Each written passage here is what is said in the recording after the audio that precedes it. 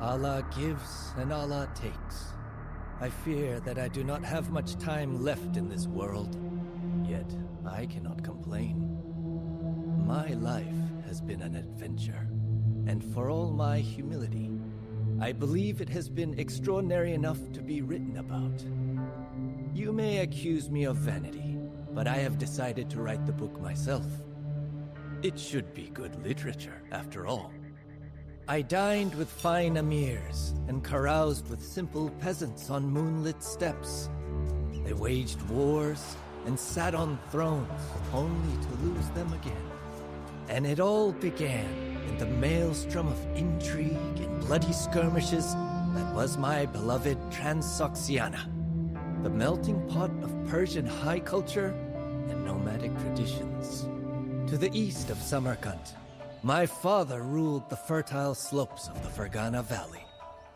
Like all heirs of Tamerlane, he was a proud Timurid who sought to imitate his great ancestor.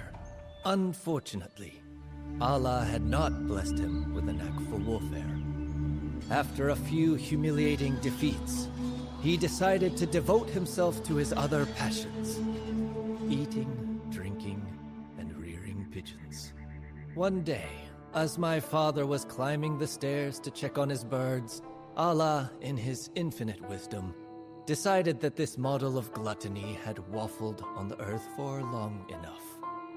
Halfway up to the dovecote, the stairs collapsed under him, and he fell to his death.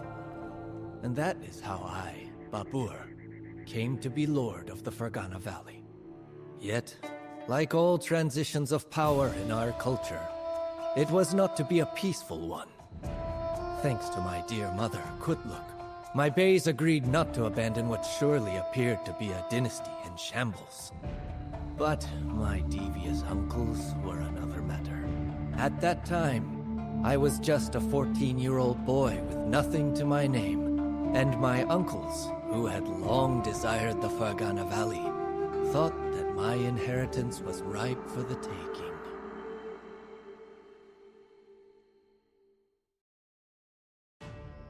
On a moonless autumn night, we overcame the walls of Samarkand. The city's merchants and dignitaries were thrilled to receive me and praised my sense of justice, as they had heard that I did not tolerate looting among my soldiers. Yet when Shaybani Khan returned in the spring and Uzbek soldiers blocked the trade routes, their enthusiasm quickly evaporated. Before long, a famine broke out in the city. As the weeks wore on, more and more of my men left Samarkand under the pretext that they might catch a few sheep outside of the walls. None of them were ever seen again. In the end, I realized that I had to gamble for my survival.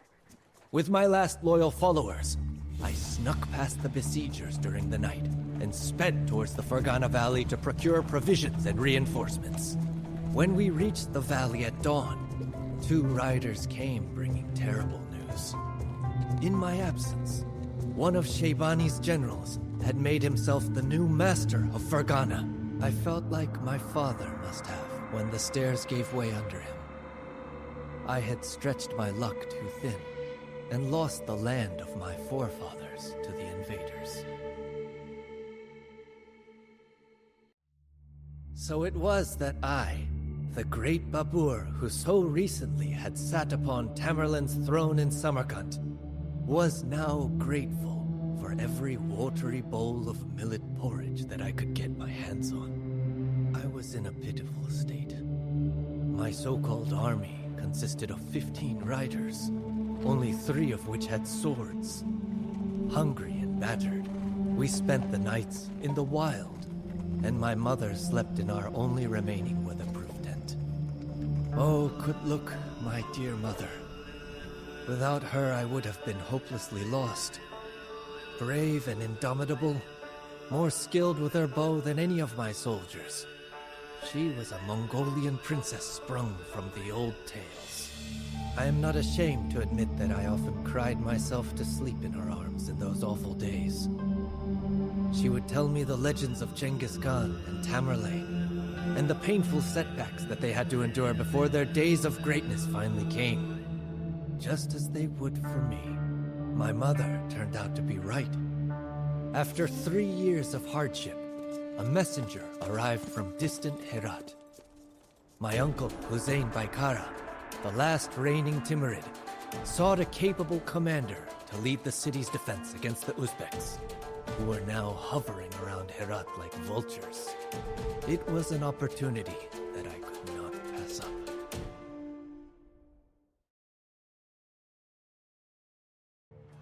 The Uzbeks had been driven out, or so I thought.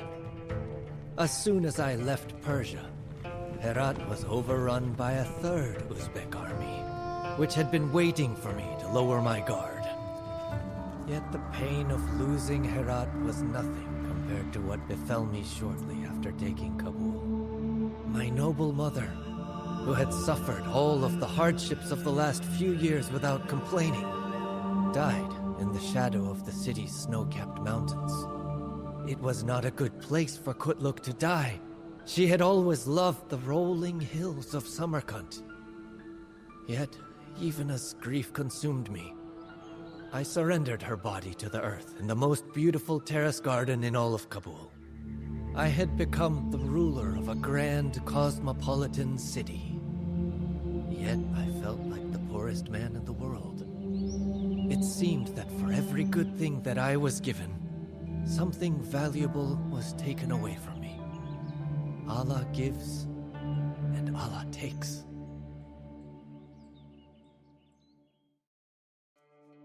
Samarkand was the most beautiful face that the earth has ever turned towards the sun. And in Herat, you were sure to accidentally kick a poet whenever you stretched your legs. I missed both of these cities dearly, but my new capital was not too shabby either. With skies filled with herons and cranes, surrounded by breathtaking mountains and hills dressed in fruit orchards, Kabul was a jewel in the wilderness. This unending loveliness inspired me to beautify the city even more. New palaces were erected and mosques established. Trees were planted and gardens built, the most beautiful in the world, mind you. The money required for these lavish projects came easily, as Kabul lay at the heart of the Silk Road.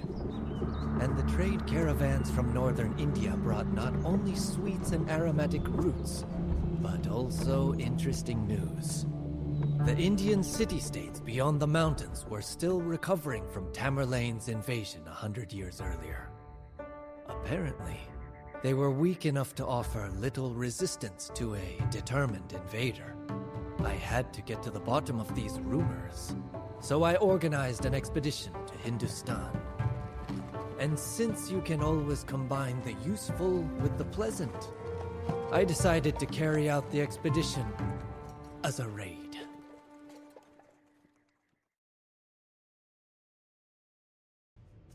For all the coin, diamonds, and rubies that my men presented to me, these spoils were merely the promise of something far greater. But I had just the idea for how to invest these new riches. Far to the west, in the Ottoman Empire, great advances had been achieved in gunpowder technology. The Sultan had entire gunpowder regiments at his disposal, and his new cannons were suitable not only for sieges, but also for use in battle. Thus, I sent negotiators to the Ottomans to acquire these miracle weapons for me, and to hire experts to demonstrate their use to my men, who only knew how to fight with bows and sabers.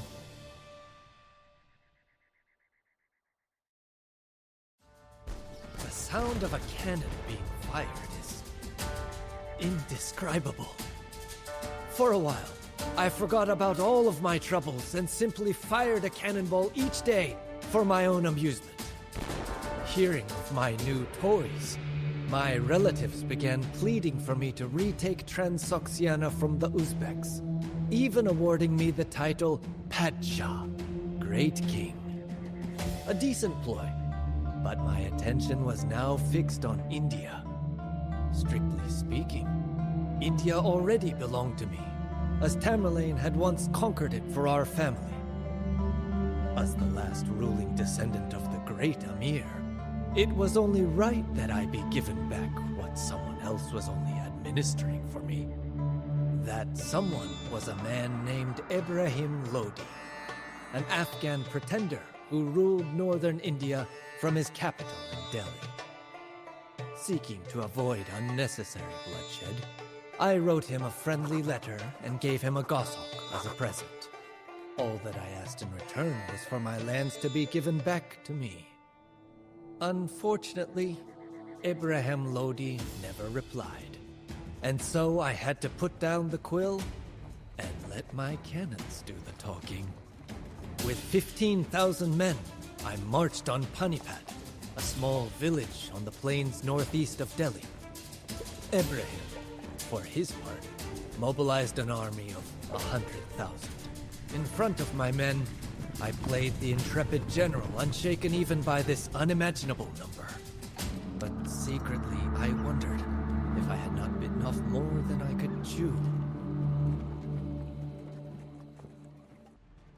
On the fields of Panipat, the enemy's strength in numbers proved to be its greatest weakness. Having never faced firearms before, Ibrahim's terrified war elephants were rendered useless by the thundering of my cannons.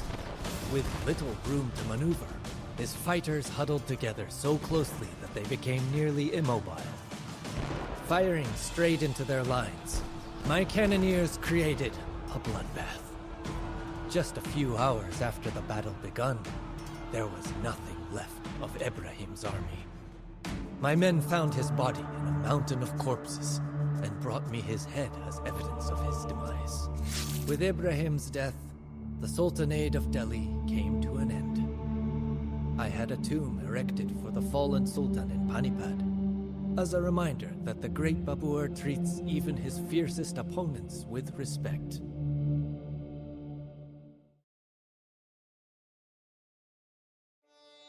Having established myself as the new ruler of northern India, I set out to explore my new realm. But wherever I went, I experienced only shock and disappointment. The people here lacked all good manners and never paid their taxes on time. None of the cities that I visited had a university, and there were no good horses to be found, no tasty grapes or sweet melons. Nothing. The one saving grace was the enormous deposits of gold and silver. Riches which made the Rajput empires in the west regard me with envy and suspicion. I knew better than to underestimate these independent princes, whom even Lodi had failed to subjugate. But motivating my men to do battle with them proved difficult. Many of the soldiers who had traveled with me from Kabul were disappointed that our campaign had not ended with a traditional Timurid pillaging. Like a sword that had seen too many battles, their loyalty had been blunted. I had to use all of my eloquence to convince them to stay. In a humbling act of sacrifice, symbolic of what I now asked of my followers, I publicly spilled a whole batch of Afghan wine that I had been looking forward to for months.